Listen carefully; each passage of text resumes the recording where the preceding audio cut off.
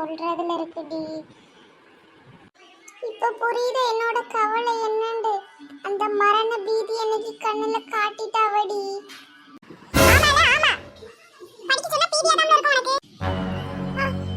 அம்மா இருல உனக்கு இருக்கு இன்னைக்கு.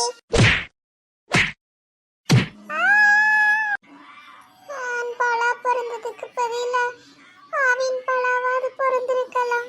இந்நேரம் பொங்கி எழுந்திருப்பேன். இப்பவும் பொங்கி எழலாமே.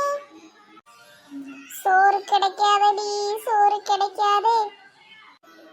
இன்னும் ஒன்னு 4 அடி சேர்த்து அடிச்சிருக்கணும்டா.